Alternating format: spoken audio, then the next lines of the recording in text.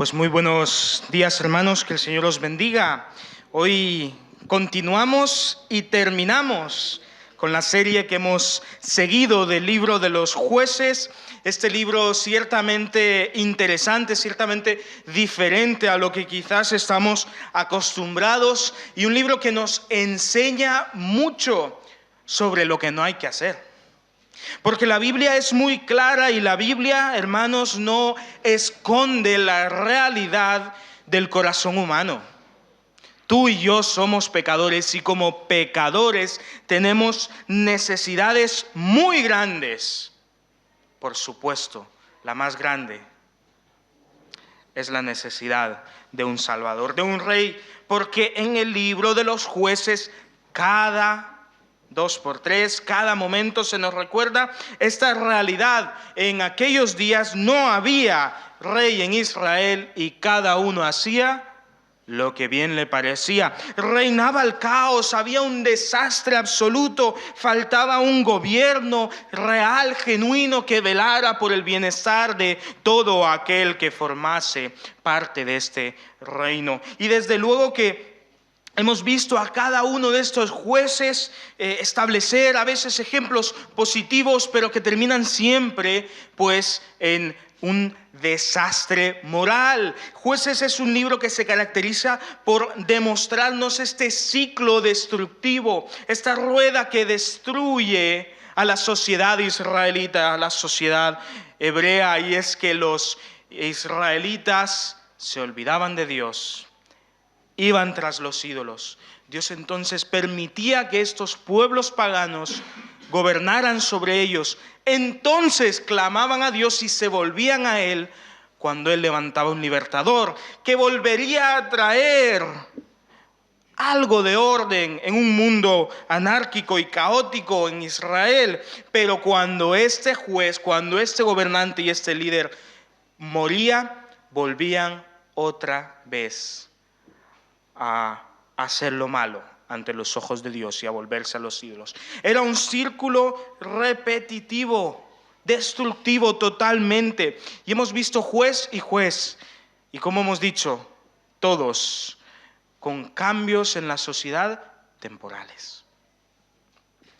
Y estuvimos estudiando el domingo anterior la historia de Micaía y cómo la idolatría se había hecho en su corazón, en el corazón de su familia, en el sacerdote, en el levita que llega ahí, en el ejército que llega también a conquistar las tierras, y cómo la idolatría hizo su hogar en esos hogares hasta el día del cautiverio. No quitaron de en medio de sus lugares a los ídolos. Y esto fue, sin lugar a duda, la ruina de Israel. Y la última historia que veremos hoy, con la que termina el libro de los jueces, desde luego que es la más fuerte y la que más nos choca y nos sorprende, porque es una historia desde luego que nos demuestra la moralidad, el nivel moral que había en esta sociedad alejada del Dios de sus padres, que se había olvidado del Dios que los sacó de la tierra de Egipto. Así que acompáñame al libro de los jueces, capítulos 19, vamos a estar estudiando hoy hasta el 21. Libro de los jueces 19. Y vamos a empezar por una oración. Padre Santo, gracias, oh Señor, por el privilegio de poder estudiar este libro al completo y tenerlo en nuestro idioma, y poder, Señor, aprender tantos ejemplos de lo que no debemos hacer, pero también de aquellos llamados de atención que tú nos haces para volvernos a ti y solo a ti. Oh Señor, habla en nuestros corazones y gobierna, Señor, en nuestras vidas. Padre, no leemos y no estudiamos esto como para ver los errores de otros, sino para ver los errores nuestros. Porque tu palabra habla a nuestro corazón hoy. Impón pues tú los cambios que han de ser hechos en nuestras vidas. En el santo nombre de Cristo Jesús, el juez que vendría y pondría un cambio eterno, en el nombre del soberano Rey y Salvador. Amén. Jueces 19 dice esta historia En aquellos días, cuando no había rey en Israel, hubo un levita que vivía como forastero en la parte más remota de los montes de Efraín. Había tomado para sí como concubina a una mujer de Belén de Judá, pero ésta le fue infiel, lo abandonó y se fue a casa de su padre en Belén de Judá y estuvo allá durante 4 meses. Se levantó su marido y fue tras ella para hablarle amorosamente y hacerle volver con él. Llevaba consigo un criado y un par de asnos. La mujer le hizo entrar en la casa de su padre y al verlo el padre de la joven salió a recibirlo gozoso. Lo retuvo su suegro, el padre de la joven, y se quedó en su casa 3 días en los que comió y bebió mientras se alojaba ahí. 3 días estuvo este hombre que volvió a por su mujer, a por esta mujer que había tomado por esposa, que le había sido infiel, y volvía a ella con una misión: hablarle amorosamente y que ella volviera a su lado. No había sido él el que había sido infiel, pero él había ido para que volvieran a su hogar como la pareja que eran, y estuvo en casa de su suegro 3 días. Pero se nos da a conocer que al 4.º día se levantó de mañana, pero el suegro logró hacerle quedarse un día más. Y llegó el 5.º día y volvió a decirle: quédate, come aquí, toma fuerza para el viaje. Y se hizo tarde otra vez y le volvió a decir: quédate, ya mañana volverás. Pero este dijo: no, vamos a partir ya. Lo encontramos en el versículo 19. Luego el hombre se levantó para irse con su concubina y su criado. Entonces su suegro, el padre de la joven, le dijo: ya el día declina y va a anochecer. Te ruego que pases aquí la noche, puesto que el día se acaba. Duerme aquí, seguro que te sentará bien. Mañana os levantaréis temprano y os pondréis en camino y te irás a tu casa. Pero el hombre no quiso pasar allí la noche, sino que se levantó y se fue.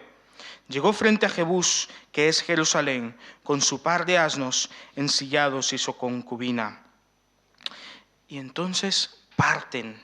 A pesar de los peligros que se podían encontrar al camino, especialmente al anochecer, cuando los ladrones y los malhechores aprovechaban la oscuridad, parte de camino, quiere volver a casa. No quiere que esos 5 días se conviertan en 6 días. Y en el camino está oscureciendo. Y entonces tiene varias opciones. Puede ir a varias ciudades y refugiarse ahí en la noche. Incluso su siervo le dice: vamos a esta ciudad. Pero él dice: no, ellos no son de Israel, no son judíos. Y yo no voy a dormir en una ciudad pagana. De manera que le dice, versículo 13: ven, sigamos hasta uno de estos lugares para pasar la noche en Gabaa o en Ramá. Lugares judíos, lugares de su ciudad, de su nación. Así pues, siguieron adelante, y cuando se les puso el sol estaban junto a Gabaa, ciudad de la tribu de Benjamín. Entonces se apartaron del camino y entraron en Gabaa para pasar allí la noche. Pero se sentaron en la plaza de la ciudad porque no hubo quien los acogiera en la casa para pernoctar. Y es que en ese entonces la costumbre era ir a la plaza, pues en nuestro caso sería la Glorieta seguramente, y cuando un ciudadano de ahí viese que había alguien que no tenía dónde dormir, le alojaría en su hogar. Era una cultura en la cual la hospitalidad tenía una importancia mayor. Si hoy en día estuviésemos de viaje y entrásemos a Orihuela, como he dicho, pues seguramente nos iríamos ahí a la Glorieta y ahí esperaríamos. Y si alguno de nosotros, ciudadanos de Orihuela, viésemos a alguien que ha estado ahí esperando, nuestra obligación ciudadana, por nuestra tradición y nuestras costumbres, sería la de hospedarlo en nuestro hogar, darle un lugar donde dormir y una comida para que pueda alimentarse. Esta era la costumbre. Pero nadie lo recibe en su hogar. Versículo 17, al alzar un viejo los ojos vio a aquel caminante en la plaza de la ciudad y les dijo: ¿a dónde vais y de dónde vienes? Y él respondió: venimos de Belén de Judá y vamos a parte más remota de los montes de Efraín, de donde soy. Estuve en Belén de Judá, pero ahora voy a la casa del Señor y no hay quien me reciba en su casa. Aun cuando tenemos paja y forraje para nuestros asnos, también disponemos de pan y vino para mí, para tu sierva y para el criado que está con nosotros. No nos falta nada. El hombre anciano le dijo entonces: la paz sea contigo. Yo me hago cargo de todo lo que necesites con tal de que no pases la noche en la plaza. Y una persona mayor, que aunque hemos saltado esos versículos, nos dice que no es de esa ciudad, aunque sí es israelita, ve al levita, a su concubina y a su siervo y decide recibirlos en su hogar. Los ciudadanos naturales de esa ciudad habían fallado a su compromiso de ser hospitalarios, pero esta persona no lo hizo. Y ahí el levita y sus acompañantes pasarían la noche. Pero mira lo que pasa a continuación. Versículo 21 de Jueces 19. Los trajo a su casa y dio de comer a sus asnos. Se lavaron los pies y comieron y bebieron. Pero cuando estaban gozosos, los hombres de aquella ciudad, gentes perversas, rodearon la vivienda, golpearon la puerta y le dijeron al anciano dueño de la casa: saca al hombre que ha entrado en tu casa para que nos acostemos con él. Aquí ya encontramos varias señales del nivel moral que se vivía en ese entonces entre el pueblo del Señor. En primer lugar, tenemos a una mujer infiel. En segundo lugar, tenemos una ciudad que no cumple con sus obligaciones para con los viajeros. Esto era vital en esa costumbre, en esa ciudad, en esa costumbre, en ese país. En tercer lugar, vemos que cuando alguien ya por fin los recibe en su hogar, viene un grupo de personas que quieren sacar al viajero para violarlo. Hombres queriendo sacar a este levita para violarlo. Y vemos que la moralidad no cambia en el huésped de esta persona. Versículo 23. Salió a su encuentro el dueño de la casa y les dijo: no, hermanos míos, os ruego que no cometáis este mal, puesto que este hombre es mi huésped. No hagáis esta maldad. Mira lo que dice a continuación: aquí está mi hija virgen y la concubina de él. Yo os la sacaré ahora, humilladlas, haced con ellas como os parezca, pero no hagáis a este hombre cosa tan infame. Y entonces el anciano que vivía en ese lugar, que había abierto las puertas de su hogar al levita, quiere remediar esta situación con otro acto que no agrada al Señor, y ofrece a su hija y a la concubina para que las violen en lugar de al levita. ¿Te das cuenta del nivel de moralidad que hay en esa ciudad? ¿Que hay entre el pueblo que se hace llamar pueblo de Dios? Es que, hermanos, cuando Dios no es el centro de nuestras vidas, siempre reinará la injusticia y siempre habrá sufrimiento.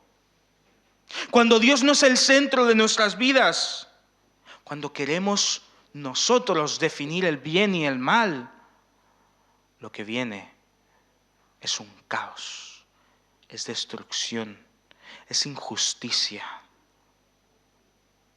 No lo violéis a él, violad a mi hija y a su concubina mejor. ¿Te das cuenta del corazón de esta persona totalmente alejado de Dios? Pero los hombres, versículo 25, los hombres de Gabaa no quisieron oír. Así que el levita tomó a su concubina y la sacó fuera. Aquellos hombres la violaron y abusaron de ella toda la noche hasta la mañana y la dejaron cuando apuntaba el alma. Cuando ya amanecía, vino la mujer y cayó delante de la puerta de la casa de aquel hombre donde su señor estaba hasta que fue de día. Y se levantó por la mañana su señor, abrió las puertas de la casa y salió para seguir su camino. Y vio que la mujer, su concubina, ahí estaba tendida delante de la puerta de la casa con las manos sobre el umbral. Y el levita le dijo: levántate, que nos vamos. Pero ella no respondió. Entonces aquel hombre la levantó, la echó sobre su asno y se fue a su lugar. Este es el nivel de moralidad que hay en Israel en este entonces. La tribu de Benjamín, los de Gabaá, habían tomado a esta mujer y la habían violado hasta la muerte. Y al clarear el día, el levita, el que al principio se nos dice que había ido a buscar a su mujer para hablarle amorosamente y hacerla volver con él, se despierta, ordena sus cosas y le dice: vámonos. Ese es su hablar amorosamente. Hermanos, repito, cuando Dios no es el centro de nuestras vidas, siempre reinará la injusticia y siempre habrá sufrimiento. Pero la cosa no termina aquí. Porque entonces, versículo 29, al llegar a su casa, el levita tomó un cuchillo, echó mano de su concubina, la partió por sus huesos en 12 partes y la envió por todo el territorio de Israel. Y todo el que veía aquello decía: jamás se ha hecho ni visto tal cosa desde el tiempo en que los hijos de Israel subieron de la tierra de Egipto hasta hoy. Considerad esto, tomad consejo y hablad. Y el levita entonces, levita falto de amor, dicho sea de paso, entonces coge a la que era su mujer, ahora muerta, y la trocea en 12 partes para llevarla, las partes, cada una, a una de las tribus de Israel, que eran 12. Ese es el nivel moral en Israel. Porque cuando Dios no es el centro de nuestras vidas, siempre habrá injusticia y siempre habrá sufrimiento. Él era levita. Él conocía la ley del Señor. Él sabía lo que a Dios le agradaba y lo que a Dios no le agradaba, pero aún así no se detuvo. Él era levita. Él era el que debía cuidar y velar por el nivel espiritual y moral de el pueblo de Israel. Pero recuerda, él fue el que cogió a su concubina y la sacó para que fuese violada. Este es el nivel moral de los líderes religiosos de Israel. De manera que todos dicen: jamás se ha hecho ni visto tal cosa en Israel. Esto es el límite. Por eso esta historia es la última, porque nos está demostrando hasta dónde puede llegar nuestro corazón si estamos apartados del Señor. Esta es una historia dentro de las muchas que no fueron seguramente contadas. Considerad esto, tomad consejo y hablad. Y entonces salieron todos los hijos de Israel y delante del Señor en Mizpa, se reunió la comunidad como un solo hombre desde Dan a Beerseba y la tierra de Galaad. Los jefes de todo el pueblo de las tribus de Israel se hallaban presentes en la reunión del pueblo de Dios, 400,000 hombres de a pie, capaces de luchar con la espada. Los hijos de Benjamín supieron entonces que los hijos de Israel habían subido a Mizpa, y preguntaron los hijos de Israel: decide cómo fue esta maldad. Y el levita, compañero de la mujer muerta, respondió: yo llegué a Gabaa de Benjamín con mi concubina para pasar allí la noche, pero se levantaron contra mí los de Gabaa, rodeando la casa donde pasaba la noche, con la idea de matarme. Y a mi concubina la humillaron de tal manera que murió. Luego la tomé, la corté en pedazos y la envié por todo el territorio de la posesión de Israel, por cuanto han hecho maldad y crimen en Israel. Puesto que todos vosotros sois hijos de Israel, dad ahora vuestro parecer y consejo. Y entonces el levita testifica lo que ha ocurrido, aunque omite algunos detalles. Versículo 8: y todo el pueblo se levantó como un solo hombre y dijo: ninguno de nosotros irá a su tienda, ni volverá ninguno de nosotros a su casa. Esto es ahora lo que haremos con Gabaa: subiremos contra ella por sorteo. Tomaremos 10 hombres de cada 100 de todas las tribus de Israel, y 100 de cada 1,000 y 1,000 de cada 10,000, que se encargarán de llevar provisiones a los hombres del pueblo, que irán y tratarán a Gabaa de Benjamín conforme merece toda la abominación que ha cometido en Israel. Se juntaron pues todos los hombres de Israel contra la ciudad, unidos como un solo hombre, y las tribus de Israel, y enviaron hombres por toda la tribu de Benjamín para decirles: ¿qué maldad es esta que ha sido hecha entre vosotros? Entrad pues ahora a aquellos hombres perversos que están en Gabaa, para que los matemos y quitemos el mal de Israel. Pero los de Benjamín no quisieron oír la voz de sus hermanos, los hijos de Israel, sino que los benjamitas de todas las ciudades se juntaron en Gabaa para salir a pelear contra los hijos de Israel. Entonces todo el pueblo se reúne y como un solo hombre deciden hacer justicia. Pero recuerda lo que hemos dicho antes: cuando Dios no es el centro de nuestras vidas, siempre reinará la injusticia. De manera que esta justicia que ellos harán, veremos que no es muy justa. Veremos que no es acertada. Cuando Dios no es el centro de nuestras vidas, siempre habrá sufrimiento. Y ahora 11 tribus se enfrentarán a la tribu de Benjamín. Es una guerra civil, es una guerra entre hermanos, porque la maldad estaba en sus corazones. Y fueron a la guerra. Y Benjamín logró mantenerse un día, incluso 2, pero eventualmente fue derrotado.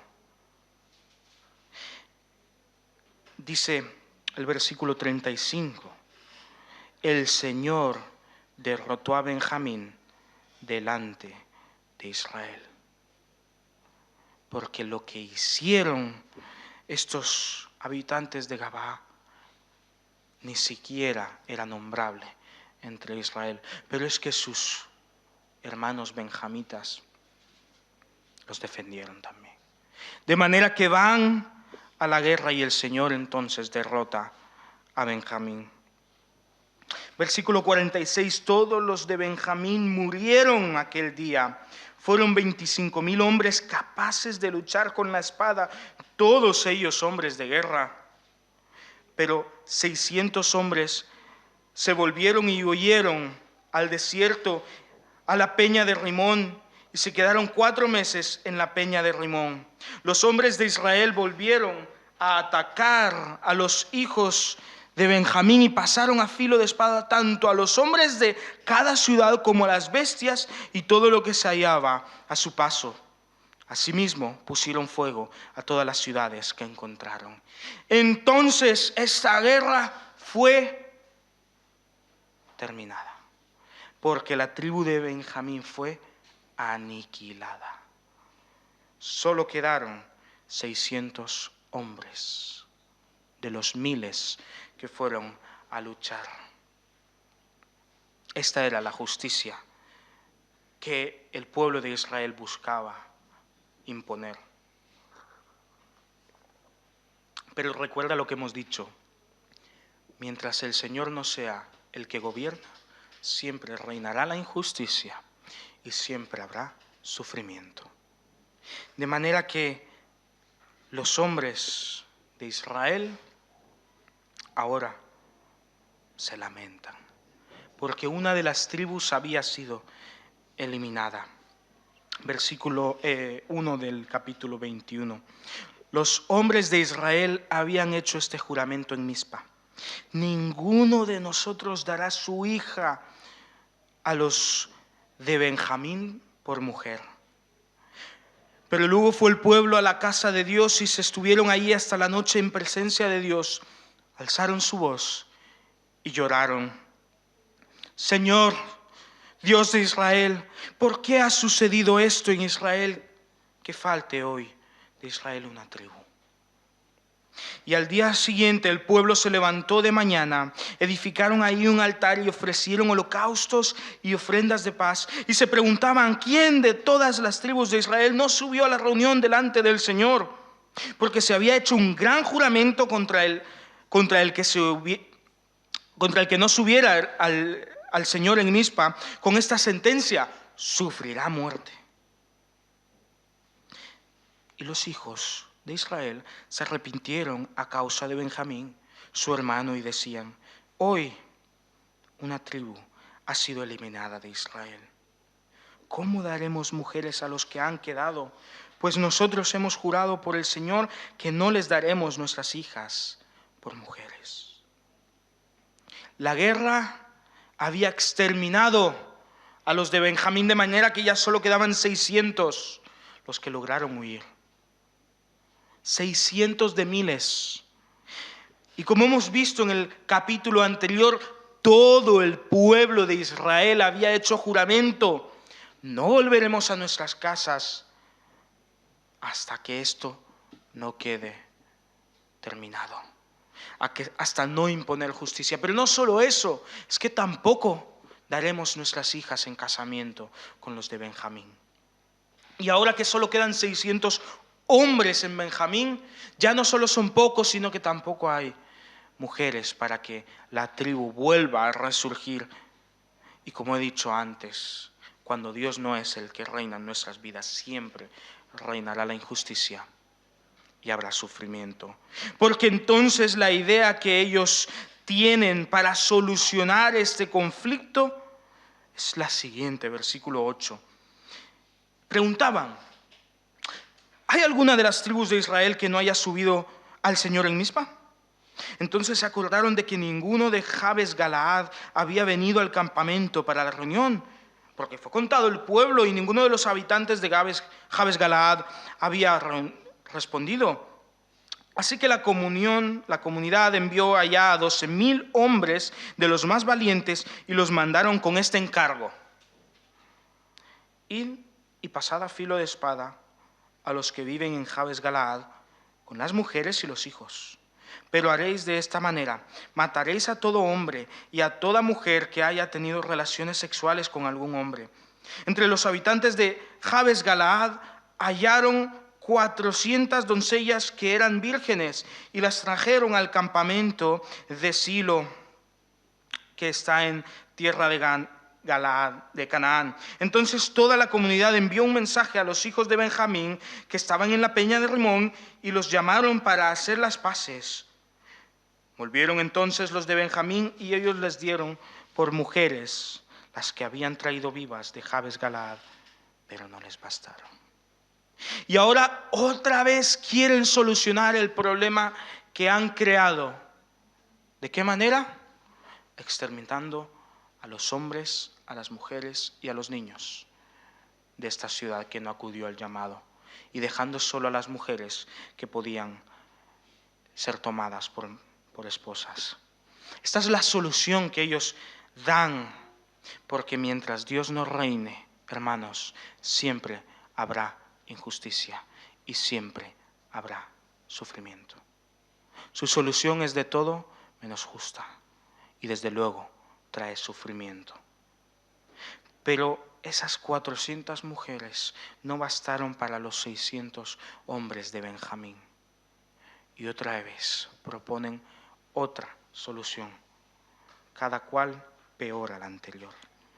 Porque el pueblo tuvo compasión de Benjamín, versículo 15, porque el Señor había abierto una brecha entre las tribus de Israel.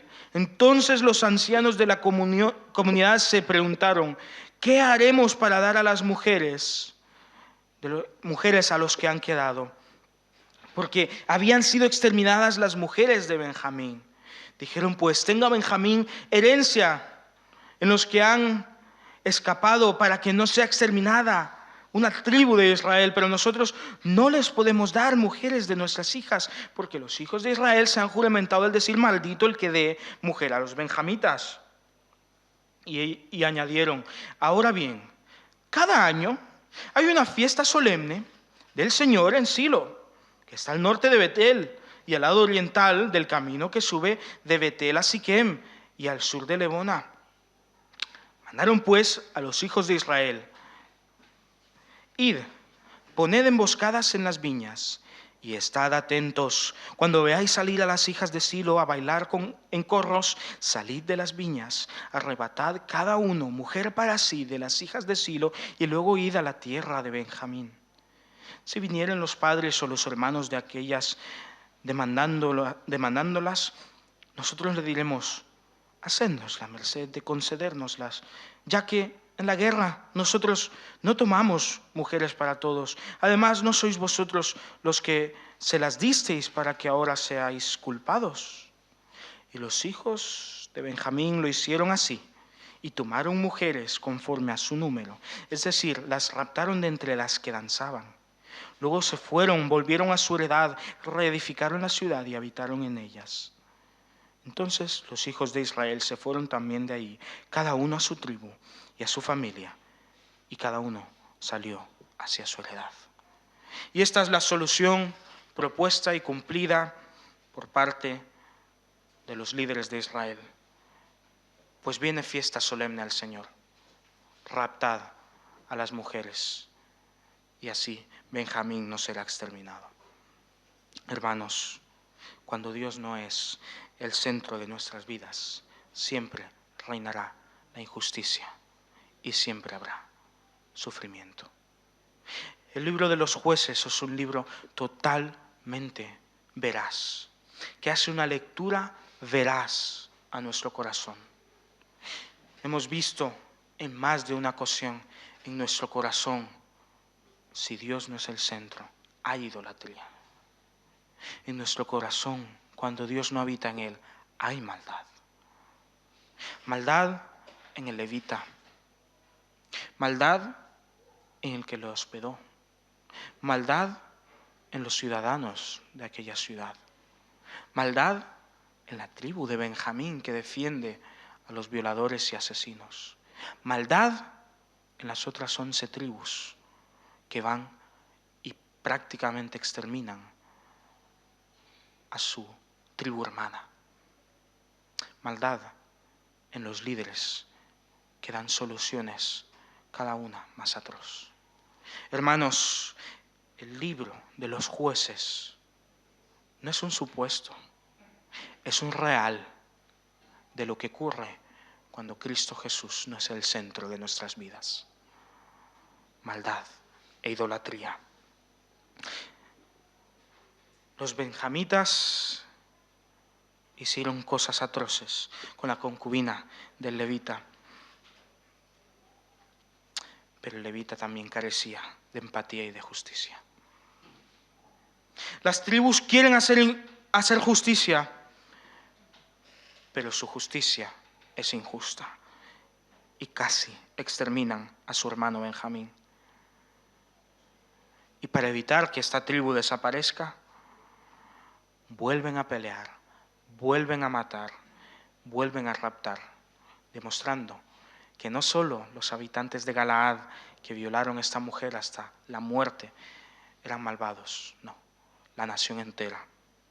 Porque como dice al final, versículo 25, en aquellos días no había rey en Israel y cada cual hacía lo que bien le parecía. Hermanos, este libro nos demuestra cuán necesario es un rey en nuestras vidas. Pero no un rey como los muchos jueces que pasaron por Israel, que ponían cambios temporales, cambios sin duración, cambios superficiales. No, un rey que no sea temporal. Un rey que traiga cambios no solo en nuestra mente, sino también en nuestro corazón. Un rey que traiga cambios profundos, capaces de transformar a una nación entera.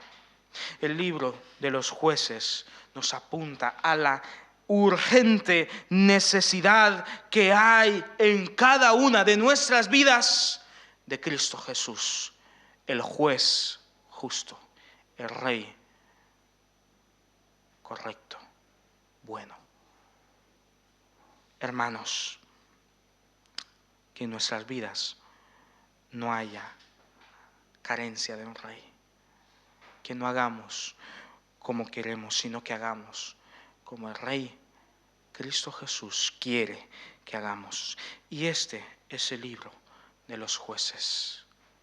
Y así termina con esta historia atroz de las realidades que ocurren cuando Cristo no es el centro de nuestras vidas.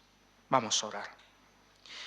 Padre Santo, reconocemos, oh Señor, que te necesitamos. Necesitamos a alguien que traiga cambios profundos y reales, Señor. Necesitamos a Cristo Jesús, porque si tú no eres el que gobierna, ciertamente, si tú no eres el centro, ciertamente habrá injusticia, habrá sufrimiento. Gobierna pues en nuestras vidas. Trae justicia y trae paz, porque tú eres el único Rey que trae paz y seguridad a nuestras vidas. Por eso, Señor, te glorificamos, porque ya eres una realidad, porque tu gobierno, tu reino ya es una realidad en la tierra, oh Señor, y nosotros somos parte de él. Queremos pues comportarnos, Señor, conforme a lo que predicamos, no como el pueblo de Israel que decía ser tu pueblo, pero su corazón estaba tras los ídolos. Su corazón estaba lleno de maldad. Ya no queremos ser así, porque nosotros también, si no es por Cristo Jesús, seríamos iguales. Sigue, Señor, transformándonos, sigue moldeándonos, sigue gobernando en nuestras vidas. En tu santo nombre. Amén.